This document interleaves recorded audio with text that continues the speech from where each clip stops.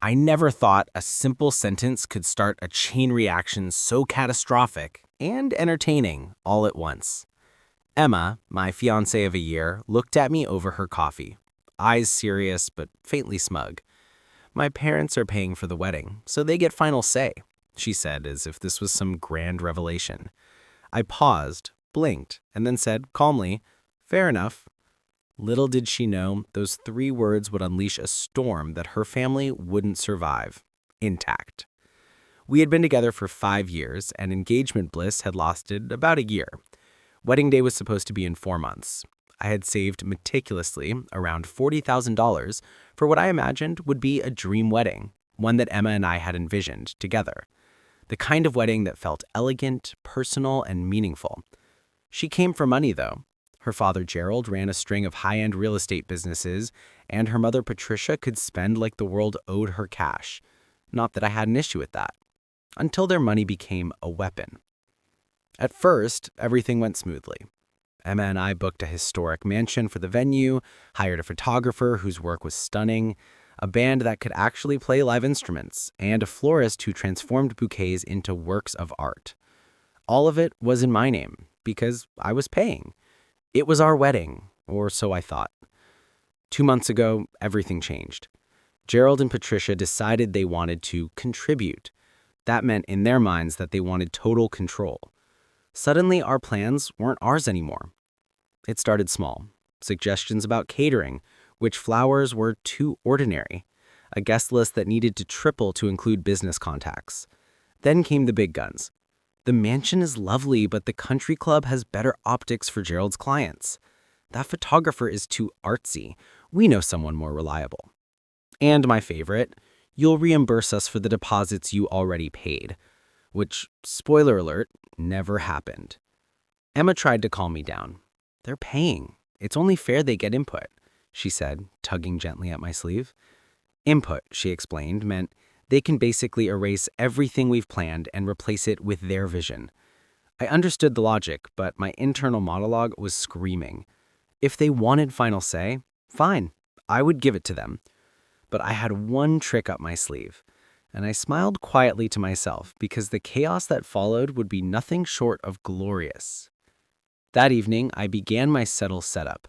Every single vendor contract, every booking, every payment schedule, everything remained in my name. Her parents had no idea that while they were writing checks, I was still the one legally responsible for every service. I called my best friend, a seasoned event planner, to run the plan by him. He laughed for a solid 10 minutes.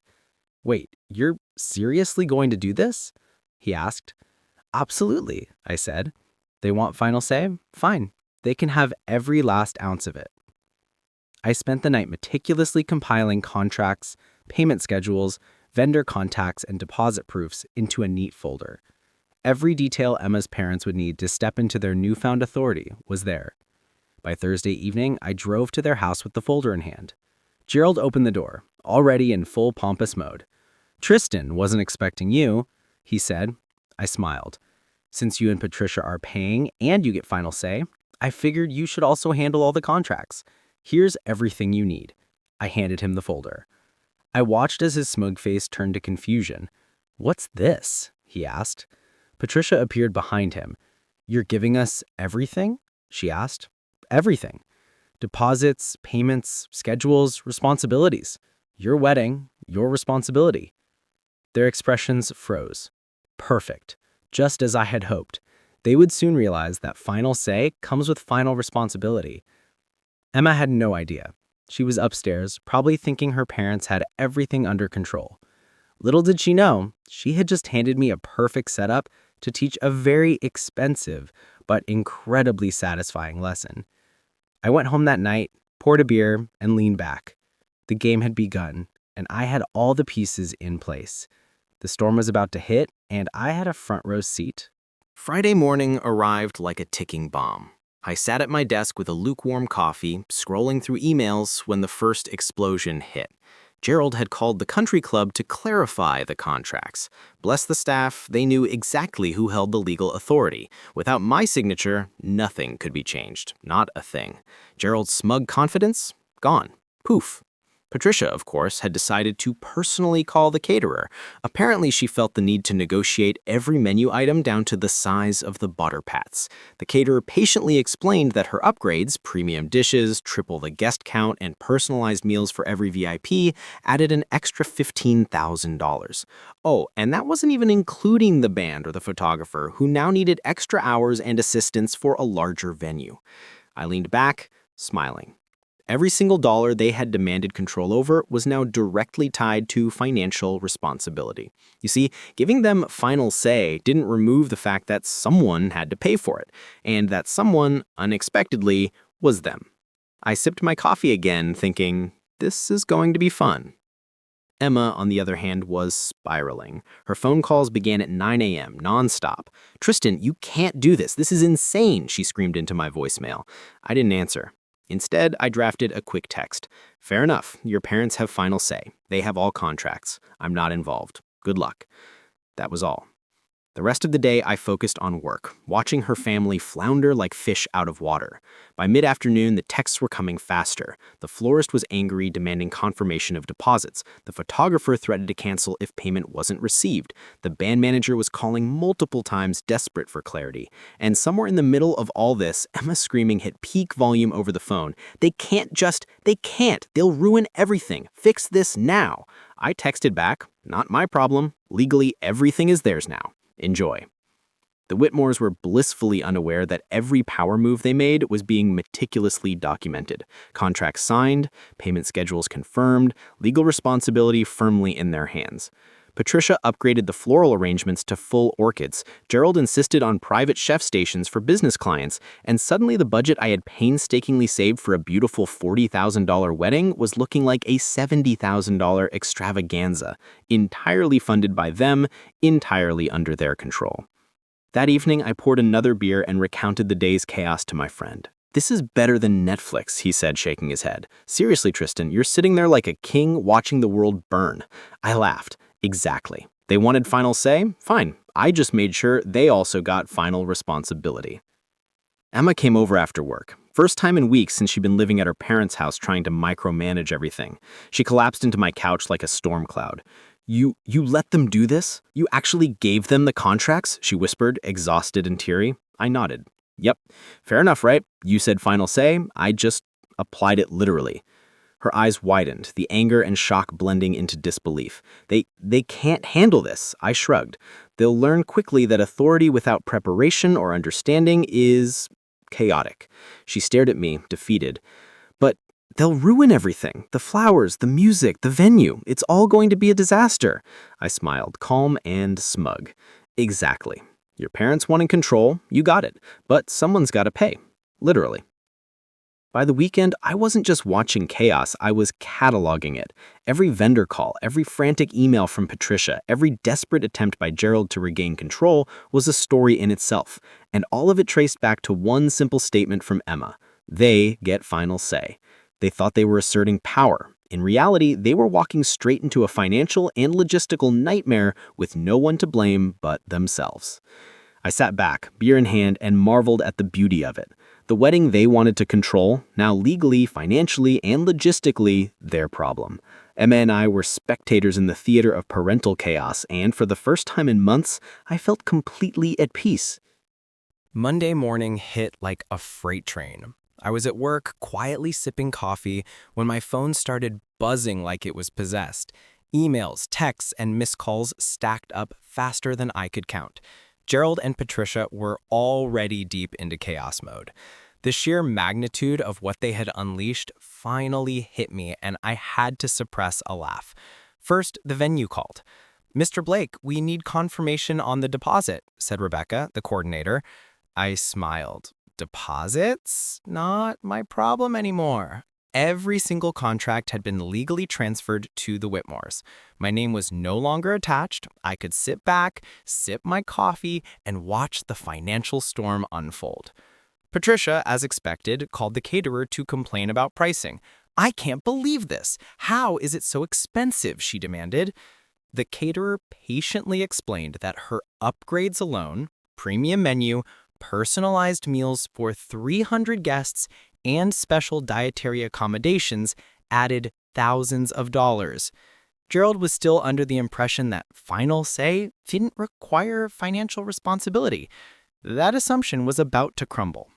Meanwhile, Emma had stormed into my office after work, face red, eyes wide, practically vibrating with frustration. "Tristan, you can't just let them have everything. The wedding will be ruined," she shouted. I leaned back in my chair, calm as a monk. They wanted final say. They got it. Everything is in their name now. Legally, it's all their responsibility. Enjoy the show. She froze for a moment, like she was realizing the depth of what I had done. "But they'll never handle it," she whispered almost to herself. I sipped my coffee. "Exactly. Control without responsibility is a nightmare. I just made sure they experienced both." The next few hours were a symphony of chaos. The photographer called to confirm new schedules, the band manager threatened cancellation if payments weren't received, and the florist demanded answers for last-minute upgrades. The Whitmars were scrambling. Each frantic call and email they made only reinforced one thing: final say comes with final responsibility, something they had underestimated completely. Even Emma, who had been living at her parents' house to micromanage every detail, was beginning to see the reality. She came over that evening defeated and collapsed onto my couch. "I can't. They're going to destroy everything." I nodded slowly, taking a sip of my beer. "Actually, it's beautiful. They wanted control. You got it. Now they're learning that authority isn't the same as competence." Meanwhile, the vendors were quietly reveling in the drama. Rebecca, the venue coordinator, had already taken detailed notes on the Whitmore's chaotic behavior. She even called me later to say, "Tristan, just so you know, if this date becomes available, we have 3 other couples ready to take it." I smiled, a strange satisfaction washing over me. The chaos wasn't just entertaining, it was productive. By the weekend, the fallout had spread like wildfire. Gerald tried calling the caterer, the band, even the photographer, demanding changes. Each call ended in frustration and confusion. Patricia, meanwhile, sent endless emails complaining about costs, upgrades, and guest lists. Every single demand she made came with a bill that she now had to personally pay. Emma finally admitted what I had already suspected. Over coffee, she whispered, "You were right. They didn't want collaboration. They wanted control. Full stop." I nodded, calm as ever. "Exactly. Control without responsibility is a nightmare. I just made sure they experienced both." By the end of the week, the Whitmores were scrambling so hard that it became almost poetic. Their carefully constructed plans, based on authority without understanding, were collapsing under the weight of reality. And me, I was the silent observer, quietly enjoying the symphony of chaos that my simple legal maneuver had orchestrated. For the first time in months, I felt peace. Emma's parents had the final say. They were getting exactly what they asked for, and now they had to live with the consequences. Monday morning brought a new level of drama. My phone buzzed incessantly. Emails, texts, and missed calls piled up like a snowstorm. The Whitmores had discovered the full consequences of final say, and they were furious. Gerald, ever the businessman, had clearly assumed that control was a privilege, not a responsibility. Patricia, on the other hand, had a flair for the dramatic, and she was putting it to full use. The first call came from Gerald, booming with indignation. "Tristan, this is completely unacceptable. You can't just transfer all the contracts to us. This borders on fraud." I chuckled softly. "Actually, it's all fully legal. Contracts were transferred with your signature and acknowledgement of financial responsibility." He sputtered, completely flustered. I could almost hear the mental gears grinding in his head as reality set in. He was suddenly responsible for tens of thousands of dollars, a guest list that had tripled, and every upgrade his wife demanded. Then came Patricia. Emails, phone calls, even a few voicemails where she shrieked about emotional damages and ruined reputations. She demanded I take the contracts back, pay for every deposit she thought she'd been entitled to, and essentially erase her financial responsibility from existence. I ignored most of them, letting the messages pile up like a monument to chaos. After all, She had asked for final say, and she got it. Emma appeared that afternoon, exhausted, face pale. "Tristan, they're threatening lawsuits," she whispered. I nodded calmly. "Sure, they can threaten all they want. You said final say. I just made it literal." She stared at me, equal parts frustration and awe in her eyes. "Literal? Tristan, you transferred legal and financial responsibility too." I smiled. "Exactly. Final say without responsibility isn't real power. Now they're learning that lesson in full color." By midweek, the chaos had escalated further. The venue coordinator called to report that the Whitmore's credit card had been declined for a deposit payment. "Mr. Blake, if payment isn't received by Friday, the date will be released." I nodded politely. Not my problem anymore. I had 0 contracts attached, 0 responsibility. And yet, I could practically hear the panic in Gerald and Patricia's voices as they tried to figure out which account to raid first. Meanwhile, vendors were openly laughing at the situation behind their polite facades. The caterer, band manager, and florist had all encountered Patricia's furious emails and Gerald's frantic phone calls. The country club had even put a note on file: "Whitmore family, frequent last-minute changes, significant drama." Their reputation was quietly crumbling, and there was nothing I could do or want to do. Emma, finally facing reality, admitted it to me over coffee one evening. "You were right. They didn't want collaboration, they wanted control. Full stop." I nodded, calm as ever. "Exactly. They wanted the power without the burden. I just made sure the burden came with the power." She sighed heavily. It's brutal watching them struggle." I grinned. "It's justice served cold. And it's also fascinating from a sociological perspective." By Thursday, Gerald and Patricia were full-blown in meltdown mode.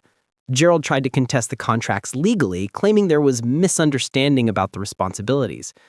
I reminded him politely, "Every contract was signed with your knowledge. Deposits, payments, responsibilities, all documented." Silence followed. That's always the best response when someone realizes they've been outmaneuvered. Patricia's emails had gone nuclear. Threats of lawsuits, claims of emotional trauma, accusations of fraud, each one more ridiculous than the last. I forwarded a few to my lawyer friend, who laughed until he cried. "Tristan, you just taught them a masterclass in financial responsibility.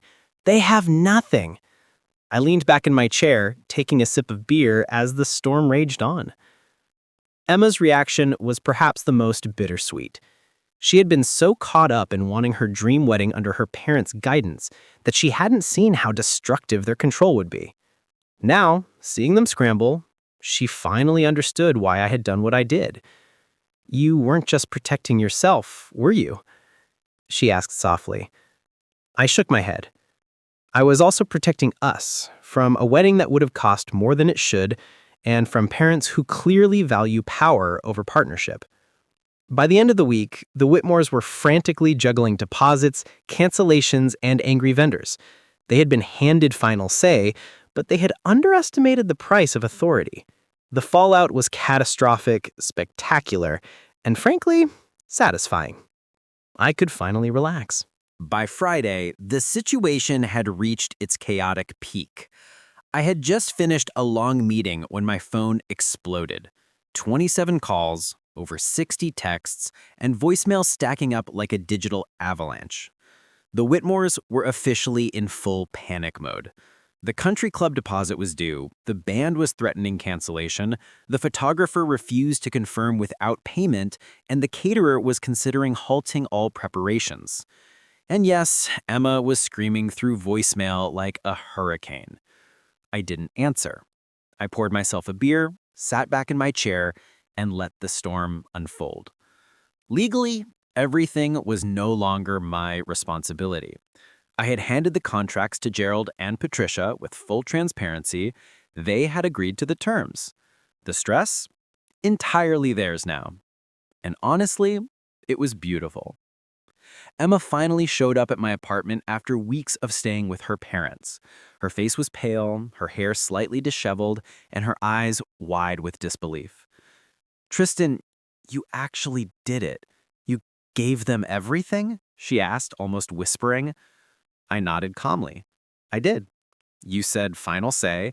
I just made sure that it included responsibility too. She slumped onto the couch, clearly drained. They're going to ruin everything. It's all going to collapse. I smiled, sipping my beer. Exactly. That's what happens when you mix authority with inexperience and no accountability. Within hours, the first domino fell. The country club called to announce that the deposit hadn't cleared. The Whitmore's credit card maxed out from moving money around.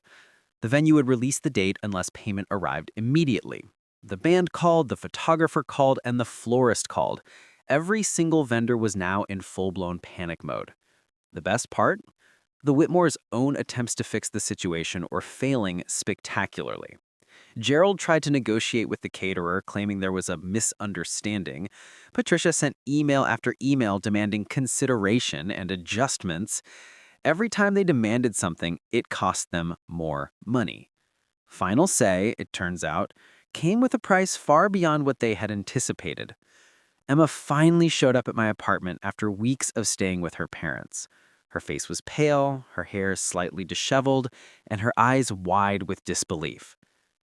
Tristan, you actually did it. You gave them everything? She asked, almost whispering. I nodded calmly. I did. You said final say. I just made sure that it included responsibility too. She slumped onto the couch, clearly drained.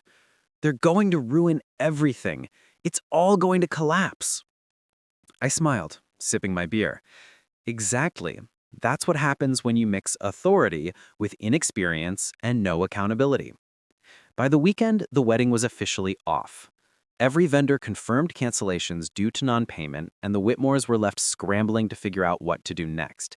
Emails were flying, lawyers were consulted, and calls were made, but the situation was irreversible. I couldn't help but feel a quiet sense of satisfaction. The lesson had been delivered, loud and clear. Authority without accountability is dangerous, especially when it involves tens of thousands of dollars and months of meticulous planning. Emma looked at me, exhausted and broken. I get it now. You weren't just protecting yourself, you were protecting us from a wedding that would have been overrun by their control and impossible financial demands. I nodded calmly. Exactly. Control without responsibility is a nightmare. I just made sure they got both. By Monday, the Whitmore's meltdown continued. Their lawyer contacted mine with threats of lawsuits, claiming emotional damages and demanding the engagement ring back. I forwarded everything to my lawyer friend, who laughed uncontrollably. Tristan, you've got zero liability. They agreed, they signed, and now they have to pay the price for their own decisions.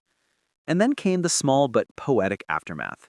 The venue coordinator, Rebecca, called to let me know that because of the cancellation, 3 couples who couldn't afford a Saturday originally were able to book their dream dates. Deposits I had initially paid made these weddings possible.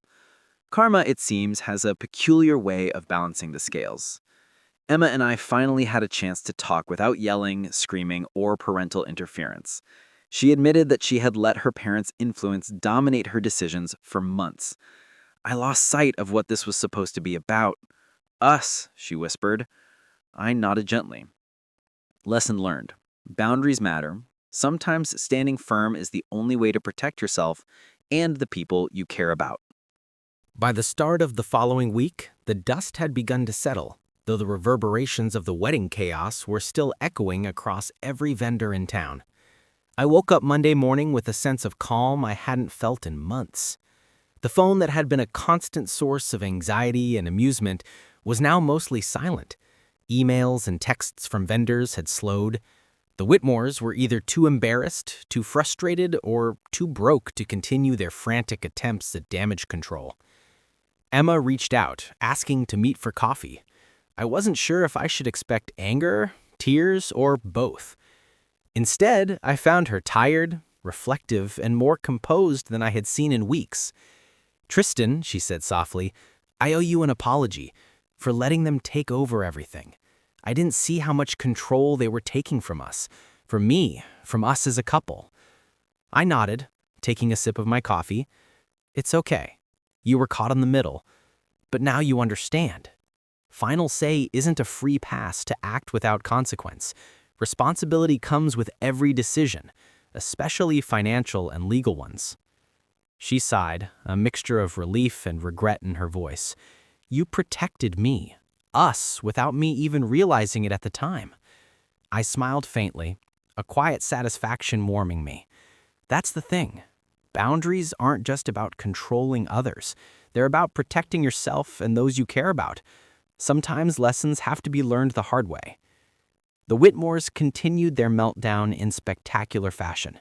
Their lawyer sent a formal response, demanding that I return the engagement ring and pay all wedding cancellation fees. I forwarded everything to my lawyer friend, who laughed so hard he almost fell out of his chair. Tristan, you are untouchable here. They agreed, they signed, and now they're learning the hard way that authority without accountability is a recipe for disaster. Meanwhile, the vendor community quietly celebrated behind polite facades. The venue coordinator, Rebecca, called to let me know that because of the cancellation, 3 couples who had struggled to afford Saturday weddings were now able to book their dream dates. Deposits I had originally paid made this possible. Karma, it seemed, had decided to take its own course, balancing the scales in the most poetic way. Emma and I talked extensively, trying to untangle the months of frustration, anger, and disappointment. She admitted that she had been too influenced by her parents, prioritizing their approval over the needs of our relationship. I lost sight of what really mattered. Us, she confessed. I nodded gently, and now you see. Respect, partnership, and mutual understanding should always come first. Everything else is secondary. As for me, life felt lighter than it had in a long time. The $15,000 in deposits I had lost, a small price to pay for the peace and clarity I gained. I wasn't just relieved financially, I was free emotionally. I had dodged the risk of being married to someone who consistently placed her parents above our partnership. I had learned valuable lessons about boundaries, respect, and the difference between influence and control. In the weeks that followed, I focused on myself. I treated myself to a solo trip to Europe with the money I had saved for the honeymoon.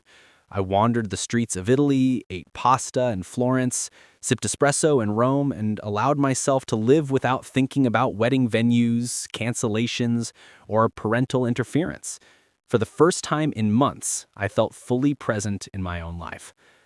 Emma and I remained in contact, but we agreed that the breakup was necessary. She had learned hard lessons, I had learned mine, and neither of us wanted to repeat the same mistakes. And the Whitmores, their reputation had quietly taken a hit in the local wedding community. Vendors shared stories of their chaos, their last-minute demands, and financial mismanagement. Their desire for final say had backfired spectacularly, leaving them with authority they couldn't handle and consequences they hadn't anticipated. In the end, the most important lesson remained clear. Boundaries matter. Final say is meaningless without accountability. And sometimes the most effective way to teach a lesson is to let people live through the consequences of their own actions. I did. And now, finally, I'm free.